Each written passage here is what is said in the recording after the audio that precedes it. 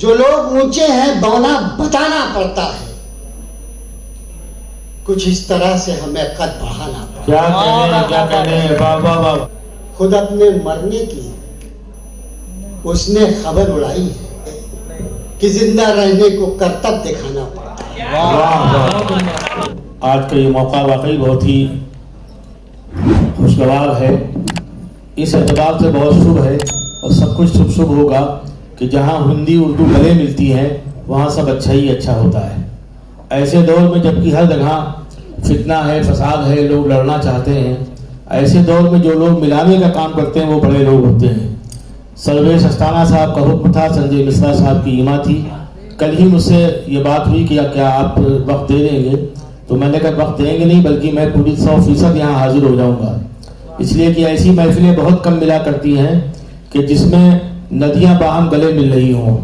हिंदी और उर्दू के मुताबिक है कि हिंदी भी हमारी है, उर्दू भी हमारी है, या उर्दू भी हमारी है, हिंदी भी हमारी है। एक खालदा खानम है, एक राजकुमारी है। आज हमारे दरमियान जनाब सर्वेश अस्थाना साहब के हुक्म पे जो लोग तशरीफ लाए हैं उसमें बहुत कद्दावर शख्सियात थी, हिंदुस्तान नहीं बल्कि आलमगीर इंटरनेशनल फेम के एक अदीब थे, शायर थे, खतीब थे, बहुत बड़े ओरेटर थे जनाब प्रोफेसर मलिकज़ादा मंजूर अहमद साहब। दुनिया उनको जानती है, उनके सामने सर झुकाती है सिर्फ इसलिए कि उन्होंने हिंदुस्तान का नाम उर्दू के हवाले से, हिंदी के हवाले से दुनिया में रोशन किया। वो जहाँ गए उन्होंने वही ज़बान बोली जिस ज़बान में वो ख्वाब देखते थे और वो कामयाब रहे। उन्हीं के बेटे हैं, बड़े बेटे जनाब जावेद मलिकज़ादा साहब जो आपके रूबरू हैं, उधर से आप उनको देख सकती हैं। इन्होंने ही पूरी दुनिया में उर्दू के हवाले से धूम मचाई। जहाँ गए, अमेरिका गए हो, कनाडा गए हो, या जितने खाड़ी ममालिक हैं, तरक्की याफ्ता ममालिक हैं, उन सब में शायरी के हवाले से इनको जाना और पहचाना जाता है।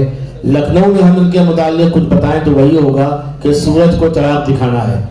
हमारा आईना आप लोग हैं। अगर ये लोग अहम हैं या जिनको अहम समझा जाता है वो अहम है, तो आप लोग उससे कम नहीं हैं, इसलिए कि हमारा दर्पण, हमारा आईना आप हैं। अगर ये दर्पण टूटा हुआ होगा तो हम भी बिखर जाएंगे। तो जहाँ तालियों की ज़रूरत होती है वहाँ तालियाँ, और जहाँ मुस्कुराने की ज़रूरत होती है वहाँ मुस्कुराना। ये अगर हमारे साथ न हो तो हमारा दम घुट जाता है। आज का जो मौजू है उर्दू ज़बान, शायरी में ज़बान का इस्तेमाल क्या होना चाहिए, वो ज़बान आपको शायर और कवि ही बताता है। यानी हमारा कोई ऐसा कलमकार जो अखबार नवीस है, अखबार में लिखता है, बड़ा पत्रकार है, कितना ही बड़ा हो, चाहे वो कांजिया हो या कितना ही बड़ा नाम ले लीजिए किसी हवाले से, वो ये नहीं लिख सकता कि हमने चिराग बो दी है।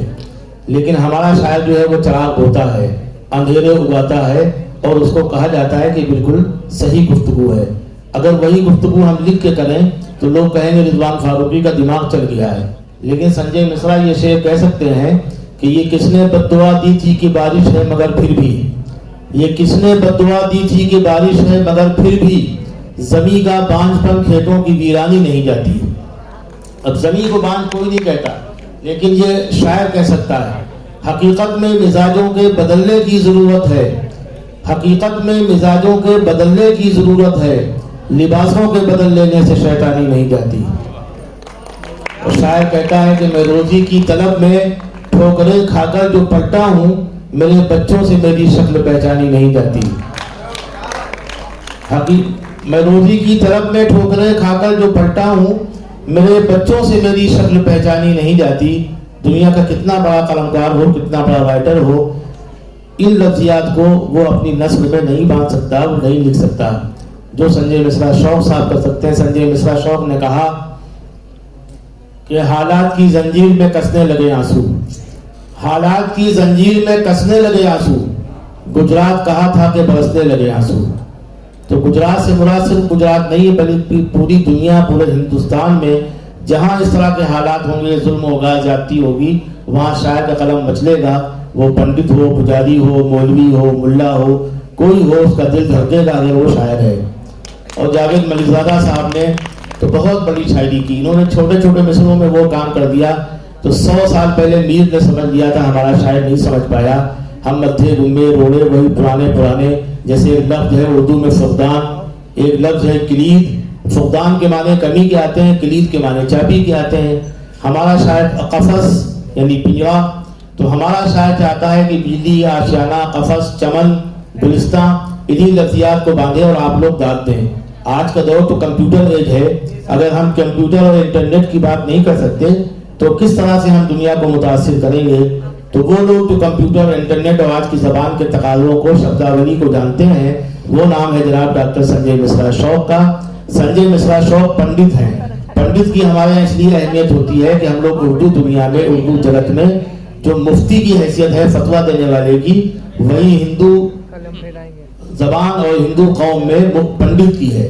पंडित की समाज है बड़ी, मतलब पंडित को हम लोग बड़ा ज्ञानी ध्यानी समझते हैं। तो सर्वे सस्ताना चूंकि नजर रखते हैं कहाँ चावल है और कहाँ कंकड़ है, कहाँ पत्थर है, कहाँ हीरे पन्ने पुखराज हैं, तो लिहाजा जो नगीने हैं उनको ये यहाँ ढूंढ लाए। इस हाँ लाला है, ये लाला है। लाला लोग तो आप जानते हैं, यानी मुसलमानों में किदवाई बहुत चंड होते हैं और आपके यहाँ लाला बहुत नजर रखते हैं। तो बहरहाल मैं चाहता हूँ संजय मिश्रा शौक़ साहब के हुजूर पहुँचूँ, उनसे बात करूँ, वो आपको समझाएं कि ज़बान में, शायरी में ज़बान की क्या अहमियत है और किस तरह से ज़बान को बढ़ता जाए। कि आए होते हैं नेता लोग, हम लोग शायर हैं, बैठ भी सकते हैं। हाँ, हम लोग तो नेताओं को बैठा देते हैं। उर्दू अदब में अगर कोई दाखिल होता है तो उस पर लाजिम है कि वो ज़बान सीख के आए, क्योंकि अगर ज़बान उसने नहीं सीखी तो वो अपनी बात को अवाम तक कैसे पहुंचाएगा। ज़बान से दो चीज़ें होती है, एक तो लिसान यानी बोली, एक तो बोली होती जो रोज़मर्रा की बोली होती है, और एक ये जो साहित्य में, अदब में जिसको इस्तेमाल किया जाता है। और साहित्य अदब में इस्तेमाल करने के लिए सबसे पहले आपको आपकी वोकाबुलरी मजबूत होना चाहिए। यानी जब मैं शायरी के मैदान में आया तो मेरे उस्ताद ने पहले तो कहा कि शेर सुना गालिब के, तो मैंने 50 शेर सुना दिए। तो एक साहब और वहां बैठे थे, कहने लगे 10 के बाद बोल जाएगा। लेकिन इतना याद था कि याद रहता ही है शुरू में, जब आप किसी चीज से मोहब्बत करते हैं तो वही दिखाई पड़ता है और कुछ दिखाई नहीं पड़ता। उसका सबब ये है कि एक बार मैं एक कंपनी में काम करता था, तो मैंने अपनी मोटरसाइकिल रख दी और उस समय मैं रुबाइयात कहता, तो मैं तो घर से निकलता था और रुबाई कहते हुए जाता था। 48 कागज में लिख लेता था, 2 याद रखती थी, दिन में 50 कहता था। तो जबान पर जब आपका उबूर हो जाएगी, यानी सिद्धस्त जब आप हो जाएंगे, जबान जब आपको आ जाएगी, तो आपको कोई परेशानी नहीं होगी। वरना होता ये कि सीधे सीधे शेर कह लेता है आदमी, या नस्र कहता है तो सीधी सीधी नस्र कह लेता है, लेकिन उसमें तरकीब लफ्जी नहीं इस्तेमाल कर पाएगा। जबान जो है इत्र की तरह होती है, सुखन जो है वो इत्र की तरह महकने वाला होना चाहिए, तभी तो दूसरे को अपनी तरफ खींच सकता है। जैसे खुशबू, इत्र की खुशबू जो है अपनी तरफ मुतवज्जे कर लेती है, खींच लेती है, उसी तरह जबान का मामला है। जबान जब तक ऐसी साफ सुथरी शुष्का जबान नहीं होगी, वो आपको अपनी तरफ मुतवज्जे नहीं करेगी। और आप, यही तो सबब है कि आप नस्र निगार से, कलमकार से या शायर से मुतासिर होते हैं, तो उसकी बुनियाद भी यही है। अब कोई ये कहे कि जैसे एक शेर है कि उसने इतनी शराब पी ली थी, शेख की आस्तीन गीली थी, तो इसमें तंज भी है, सब है, लेकिन इसमें एक ऐब भी है। पी और ली के बीच का कामा है, लेकिन आमतौर पे ये कामा इस्तेमाल नहीं करते लोग, पी और ली को जोड़ देते हैं और पीली हो जाता है। शेख की आस्तीन गीली थी, उसने इतनी शराब पी ली थी। तो ये सब ऐब तभी आते हैं जब जबान के बारे में आपको मालूमात होती है और आप जबान को बरतने का हुनर जानते हैं। तो आपको, अब जैसे गालिब ने एक शेर कहा कि गुंचे ना शिगुफ्ता को दूर से मत दिखा के यूं, गुंचे ना शिगुफ्ता को दूर से मत दिखा के यूं, बोसे को पूछता हूं मैं मुंह से मुझे बता के यूं। क्या कहना, वाह वाह वाह। कई लोग समझ गए, ये मुझे अच्छा लगा। कई समझने की कोशिश कर रहे हैं, क्योंकि नहीं मजमा कम है, लेकिन लोग पढ़े लिखे, कम मजमे में ज्यादा अच्छी बात यह कि सब पढ़े लिखे और अदब से जुड़े हुए लोग हैं। तो अदखिले फूल को के बारे में इस तरह गुफ्तगू करना और बोसे की तरह बना के दे देना, शायरी पर जब जबान पर उबूर होगा तभी इस तरह की शायरी आदमी कर सकता है। सही से संजय मिश्रा शौक साहब ने बहुत काम की बात की और बताया कि पी और ली दोनों लफ्जों का इस्तेमाल होता है, लेकिन जो ज़बानदां हैं, जो ज़बान का ज्ञान रखते हैं, वो पी और ली को एक साथ इस्तेमाल नहीं करते। इसलिए कि जब पढ़ने वाला पढ़ेगा, हर आदमी तो शायर नहीं होता कि वहाँ वो फुल स्टॉप वो कामा लगाए, तो वो पीली कह देगा, पीली और नीली। तो काफिया पैमाई में कभी कभी शायरी तबाह हो जाती है। काफिया पैमाई के दायरों से निकलना चाहिए। मेरा एक शेर है कि दायरों से निकल रहे हैं हम, दायरों से निकल रहे हैं हम, इसलिए सबको खल रहे हैं हम। दायरों से निकल रहे हैं हम, इसलिए सबको खल रहे हैं हम। तो इंसान को चाहिए कि खासकर अदीब को, शायर को, कवि को, कि दायरों से निकल के वो बात करे। हमारे युग का शायर कहता है कि कंप्यूटरों ने छीन ली जहनों से याददाश्त, कंप्यूटरों ने छीन ली जहनों से याददाश्त, अब देखते ही देखते ये भी हुनर गया। तो कहीं ना कहीं हम तरक्की में खो गए हैं और हमने किताबों को पढ़ना कम कर दिया है, महबूब के चेहरे को भी देखना कम कर दिया है। हद है, माँ के चेहरे को भी देखना सवाब नहीं समझते, और अगर कुछ देखते हैं तो मोबाइल है। तो ये ऐसा इश्क है जो अजाब बन चुका है, और इस अजाब ने हमें इस मुसीबत में मुब्तला किया कि हमारे दरमियान से कोई दुनिया का कितना कद्दावर अदीब शायद गुजर जाए। हम बहुत आसानी से कहते हैं कि भाई नहीं रहे रिजवान फारूकी, तो नहीं रहे तो सभी को नहीं रहना, कौन सी कयामत आ गई। तो मसला ये नहीं है कि नहीं रहे, बल्कि नहीं रहने पे आपको ये याद करना चाहिए कि जिस आदमी ने 40 साल 50 साल तक देश की, कौम की, मुल्क की और जबान की सेवा की है, उसके जाने पे आप 50 लफ्ज भी नहीं लिख सकते। तो ये आज दुर्दशा जो है उसकी वजह मोबाइल है। इसका मतलब बिल्कुल ये नहीं है कि आप मोबाइल फेंक दें या कंप्यूटर फेंक दें या तरक्की की दौड़ से पीछे हो जाएं। आपके बच्चे तरक्की करें, खूब करें, लेकिन कहीं ना कहीं हमें अपना मकसद वजूद, हमें अपनी ज़िंदगी पैदाइश का मकसद मालूम होना चाहिए कि अगर हम अपनी ज़मीन से दूर हो गए तो फिर आसमान में कमंदे डालने से क्या हासिल है। मैं फिर आपको ले चलता हूँ एक कवि के हुजूर जो हमारे आज के मेहमान ख़ास हैं, जनाब जावेद मलिकज़ादा साहब। मलिकज़ादा साहब का नाम आते ही उर्दू दुनिया, हिंदी दुनिया मशहूर हो जाती है। इनका कमाल ये है हमारे जावेद भाई का कि इन्होंने बहुत गाढ़ी गाढ़ी बातें नहीं की, यानी इनके वालिद ने जो बातें की, गुलो बुलबुल हिजरो विसाल की, इन्होंने वो सारे प्याले तोड़ डाले। और मलिकज़ादा साहब ने कभी इनकी इस हरकत पे मुंह नहीं बनाया, बल्कि कहने अच्छी बात यह है कि बड़े घर में बड़े सजर के नीचे पौधा सूख गया करता है। जब तक कि मैं जिंदा रहूंगा लोग समझेंगे जावेद मेरा ही कलाम पढ़ रहे हैं, लेकिन जावेद अल्लाह करम है कि ऐसा कलाम कहते हैं कि जिसपे मेरा दूर तक कोई असर नहीं है। अब आप देखिए जो आज की शायरी है वो जावेद मलिकज़ादा साहब की यहाँ पनप रही है, किस रूप में है, किस शक्ल में है, मैं उनको ज़हमत देता हूँ। सबसे पहले तो अभिनंदन करता हूँ यहाँ जो लोग मौजूद हैं। उत्तर प्रदेश साहित्य सभा का शुक्रिया अदा करता हूँ कि उन्होंने बहुत ही ज़बरदस्त एक सेमिनार यहाँ पर इस तरह का मुनक्किद किया। मैं एक शेर सुनाता हूँ। देखिए, शायर कवि आम आदमी से थोड़ा सा ऊपर होता है। उसकी वजह यह है कि वो बहुत जल्दी एक एक चीज को कैप्चर कर लेता है। मेरा शेर सुनिए कि अंधेरों से मेरा रिश्ता बहुत है, अंधेरों से मेरा रिश्ता बहुत है, मैं जुगनू हूं मुझे दिखता बहुत। वाह वाह वाह वाह वाह, क्या कहने भाई। मैं जुगनू हूं मुझे दिखता बहुत है। तो शायर और कवि जो है वो समाज में ऐसा शख्स होता है जो बड़ी संवेदना रखता है, जरा जरा सी बात पर शायरी करने लगता है, उसको वो करने लगता है। एक बात और मैं बताऊं कि जुबान के सिलसिले में आज मैं आने से पहले थोड़ी तैयारी की, मालूम थोड़ा और पढ़ा अपने गुरु है, तो पता ये चला खास तौर से उर्दू के लिए कि उर्दू में जितना कंट्रीब्यूशन हिंदुओं का है, अगर वो निकाल दिया जाए तो उर्दू जीरो रह जाएगी।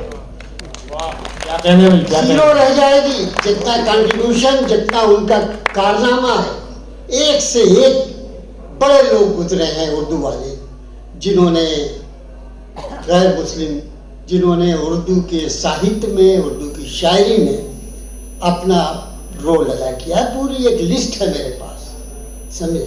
और उन्होंने बिलाशुबा हमारे साहित्य के खजाने में इजाफा किया है। जो लोग ये समझते हैं कि उर्दू जो है वो मुसलमानों की ज़बान है, वो बिल्कुल गलत समझते हैं। इसलिए गलत समझते हैं कि ये मैं बता रहा हूँ, शायद हमारी नई नस्ल को मालूम नहीं होगा कि जिस वक्त हिंदुस्तान आज़ाद हुआ तो ये तय हुआ कि भाई हिंदुस्तान आज़ाद हो गया तो इसकी ज़बान क्या होगी, लैंग्वेज क्या होगी, कौन सी सरकारी ज़बान होगी। तो इस पर बड़ा विचार विमर्श हमारे लोगों ने किया, समझे। और फिर ये तय हुआ कि इसकी वोटिंग करा लिया जाए। अच्छा, उस जमाने में जब ये सब हो रहा था तो जाहिर है कि उर्दू भी एक बड़ी जबान के रूप में खड़ी थी। तो वोटिंग हुई जब, तो वोटिंग में आधे वोट उर्दू के हक में पड़े और आधे हिंदी के हक में पड़े। जब गिना गया तो गिनने के बाद ये हुआ कि साहब ये तो बराबर बराबर है दोनों। कि उस जमाने में देखिए आपके पूर्वज, आपके पुराने जो बाप दादा परदादा, मैंने आज भी देखा है कि बहुत से ऐसे हिंदू हजरात हैं जिनके पूर्वज जो है उर्दू में बातचीत। अभी मैं शिमला गया था तो शिमला में एक दुकान के पास गया तो देखा मैंने कि वो उर्दू में अपना बही खाता लिख रहा है। तो मैंने कहा भाई ये क्या है? कहने लगे साहब इनको हमारे दादा परदादा से इसके अलावा इनको कुछ आता ही नहीं है, उर्दू में लिखते हैं बही खाता। तो कहने का सिर्फ मतलब है कि जबान जो है किसी एक धर्म, किसी एक संप्रदाय की बकौती नहीं है। जबान जो चाहे वो बोले और उसमें अपना तो ये है कि ऐसे ऐसे लोग हैं। अब क्या बताओ, अभी मैं नाम अगर सुनाऊं तो आपको लगेगा कि अरे इन्होंने वो किया। अच्छा, जबान का भी अलग अलग, खासतौर से शायरी का टॉपिक है। शायरी में दो तरह की शायरी, एक तो हमारे जो बुजुर्ग करते थे वो उर्दू के एकदम क्लिष्ट अल्फाज, भारी भरकम अल्फाज, और उनका दायरा जो था बड़ा महदूद था। मतलब वही नाज़ो नियाज, हिज्जो विसाल, माशूका के भी पीछे भागना और क्या बोलते हैं उसकी शान में कसीदा पढ़ना, यही होता था। लेकिन जैसे जैसे ज़माना तब्दील हुआ तो और भी मसाइल जो हैं उर्दू शायरी में, हिंदी शायरी में, हिंदी कविताओं में आए। अब लोग जिंदगी की बात करते हैं, हमारे और आपकी बात करते हैं शायरी में ये, और शब्दों को उन्होंने जो क्लिष्ट होते थे उसको बहुत आसान कर लिया। बशीर बट साहब से हमारा बड़ा साथ रहा। तो बशीर बट साहब से एक दिन हमने पूछा, हमने कहा डॉक्टर साहब एक बात बताइए कि आप की शायरी जो है वो तो बिल्कुल आम फहम सादा सी आप शायरी करते हैं, फिर भी आप इतने बड़े शायर हैं। तो उन्होंने कहा कि देखिए, जबान शायरी में या कविताओं में वो इस्तेमाल करना चाहिए जो आपके श्रोता समझ सके। क्या कहने? और अगर श्रोता आपकी जबान नहीं समझ आए तो आप चाहे जितने अच्छे शायर हैं, कोई उसका प्रभाव नहीं पड़ेगा। आप किसी भी जबान में शायरी करें, किसी भी जबान में आप शेर कहें, लेकिन यह है कि शेर जो है वो लोगों की समझ में आए। लखनऊ की शायरी के बारे में एक खास बात और बताऊं कि दिल्ली और लखनऊ वालों में हमेशा झगड़ा रहा। दिल्ली वालों ने कहा कि साहब हम शायरी अच्छी करते हैं, लखनऊ वालों ने कहा कि हम शायरी अच्छी करते हैं, और दिल्ली वालों ने तो यहाँ तक इल्ज़ाम लगा दिया कि भाई लखनऊ वाले कंघी और चोटी की शायरी करते हैं। यहाँ तक कहा लोगों ने कि कंघी और चोटी की शायरी जो होती है लखनऊ वाले करते हैं। मतलब ये कि हुस्न और इश्क और यही सब कहते हैं, करते हैं। लेकिन लखनऊ जैसे जैसे अपने आगोताप में आया, जैसे जैसे आगे बढ़ा, हर एक शख्स, हर एक इंसान यहाँ का, चाहे साहित्यकार हो, चाहे शायर हो, चाहे अदीब हो, उसने अपनी लेखनी से सबको चौंकाया। और लोगों ने कहा कि लखनऊ में शायरी हो रही है, लखनऊ में साहित्य लिखा जा रहा है। जावेद भाई, कुछ शायरी हो जाए, इसलिए कि हमने आपको आपकी शायरी के हवाले से इसलिए बताया कि वो ज़बान जो मलिकज़ादा मंजूर अहमद की थी, फिराक गोरखपुरी की थी, जोश की थी, उसको आपने तब्दील किया है। इसलिए अगर आप शेर सुनाएंगे तो इनको मजा आएगा। मैं शेर सुना देता हूँ साहब, मुझे इजाज़त दे दीजिए। संजय भाई आपका इस उसके अध्यक्ष हैं। मैं कुछ शेर सुना रहा हूँ, रात सुनिए। कि अमीरों की तो चांदी कट रही है, क्या कहने? अमीरों की तो चांदी कट रही है, कतारों में हमारी कट रही है। वाह, क्या कहने भाई, क्या कहने? वाह वाह वाह अमीरों वाह। की तो चांदी कट रही है, कतारों में हमारी कट रही है, और तसव्वुर में है उसके इतनी गर्मी। वाह संजय भाई शेर सुनिए। जी आता। तसव्वुर में है उसके इतनी गर्मी कि एक चादर में सर्दी कट रही है। वाह भाई वाह, वाह वाह वाह वाह, क्या कहने भाई, जावेद भाई जिंदाबाद। तसव्वुर वाह वाह वाह वाह, उसके इतनी गर्मी वाह कि एक चादर में सर्दी कट रही है।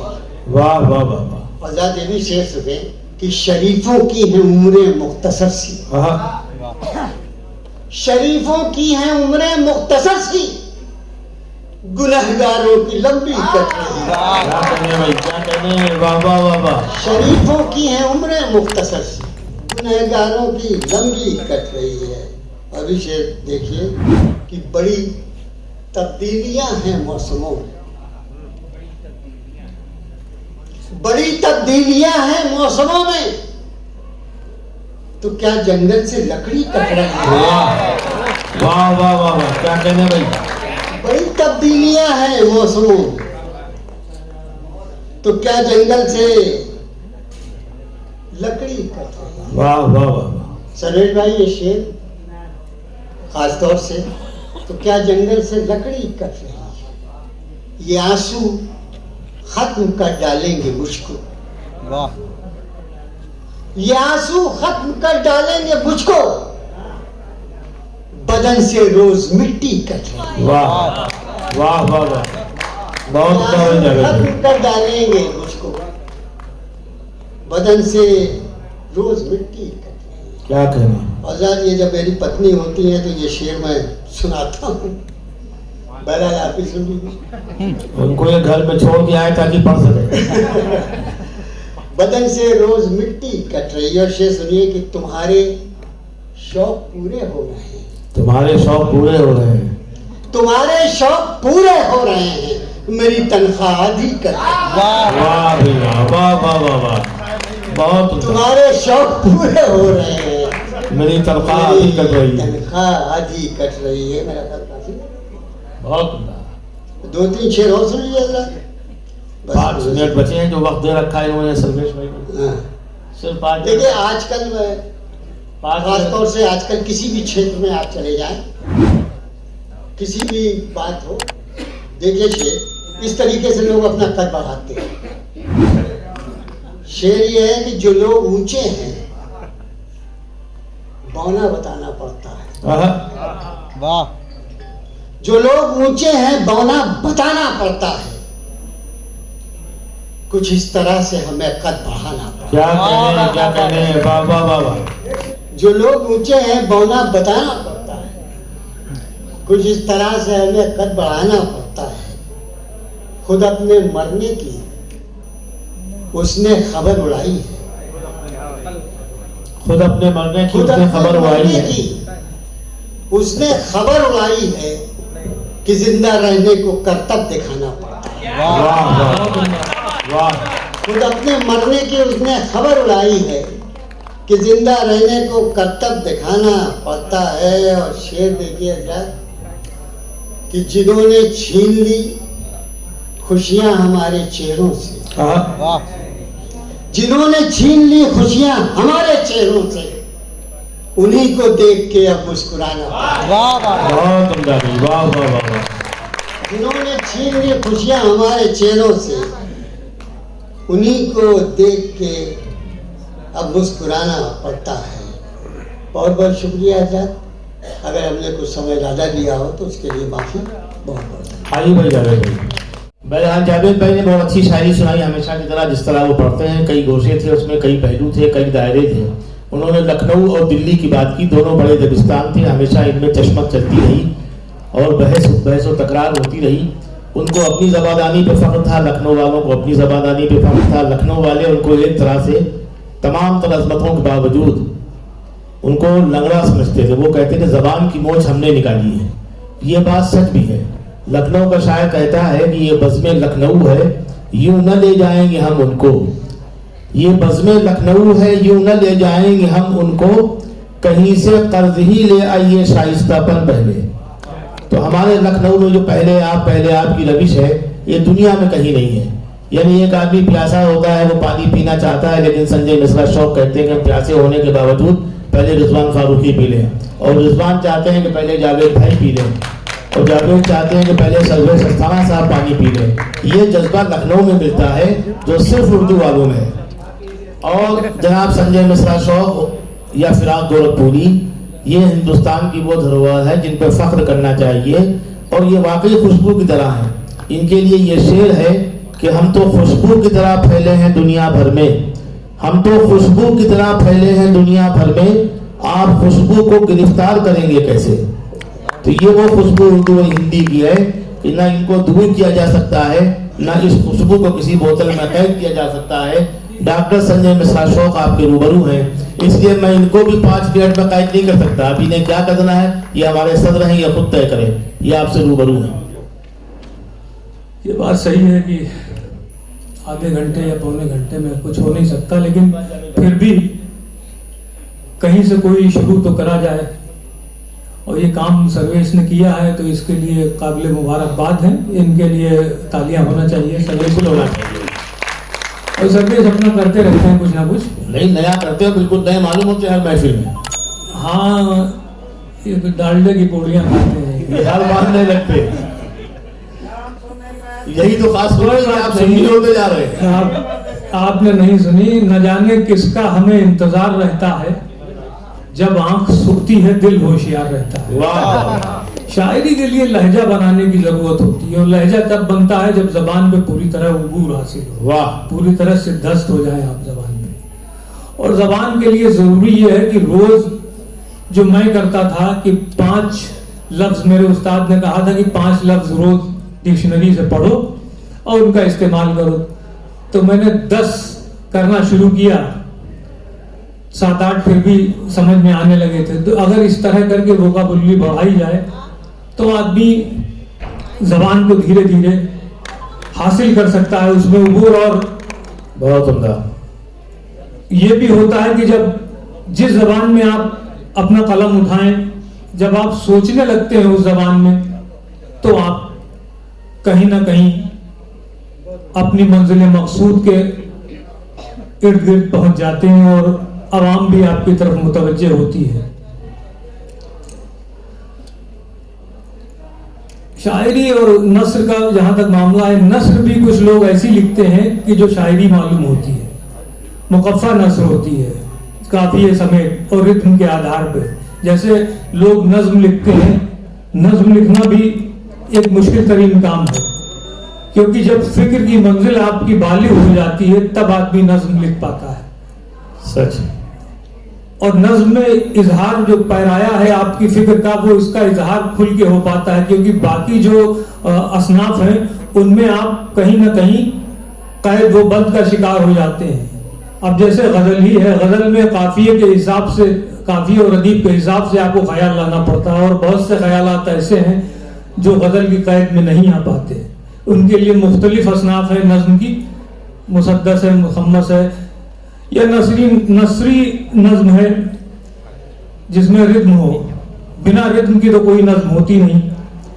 तो जहां तक जबान और बयान का मामला है, उसमें जबान ऐसी हो जो, जैसे जावेद ने कहा कि दूसरों तक कम्युनिकेट हो जाए, लेकिन ये कोई जरूरी नहीं है, क्योंकि शायरी और नस्र हमेशा खवास की महफिल का वतीरा रही है, और खास लोग जो होते हैं वो कहीं ना कहीं जबान से जुड़े हुए होते हैं और उसको समझने का पूरा प्रयास करते हैं।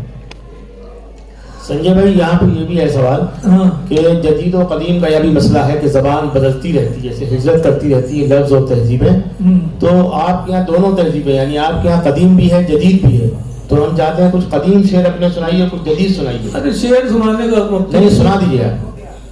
वक्त हो गया है, शेर सुनाने का वक्त नहीं है। वाह, क्या कहने भाई, बहुत दोनों हो गया, वाह भाई। वो पेपर वेट वाला सुनाइए नया, और कदीम को सुना दीजिए। अच्छा चलिए, हमारी जिंदगी, यही बहुत काबिल मिजाज आदमी है, मतलब सदर भी बनाया और इख्तियार बनाया। हमारी जिंदगी टेबल के पेपर वेट जैसी है। वाह, ये जदीद है यानी नया।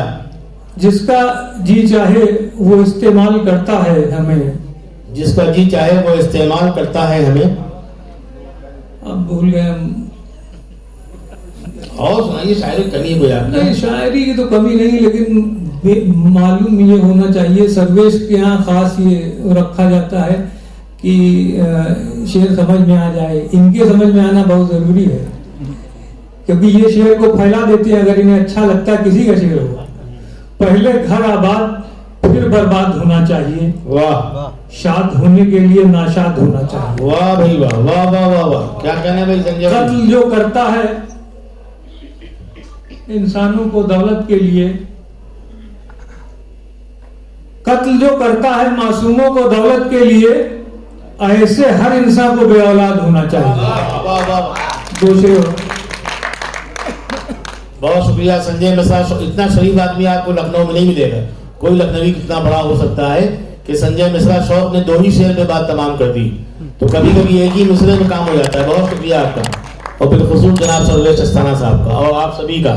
इसलिए कि आप लोग ना हो तो वाकई हमारे लिए मसला हो कि हम किससे गुफ्तगू करें, अपना चेहरा देखें तो किस आईने में देखें। तो आपकी कीमत ज़्यादा है हमारे मुकाबले में। लर्न ऑनलाइन की जानिब से आपसे बस इतनी इल्तिजा है कि हमारे इस प्रोग्राम को लाइक, शेयर और सब्सक्राइब ज़रूर करें। साथ ही बेल आइकन दबाना ना भूलें, जिससे हमारी हर वीडियो आप तक अपलोड होने के साथ ही पहुंच सके। शुक्रिया।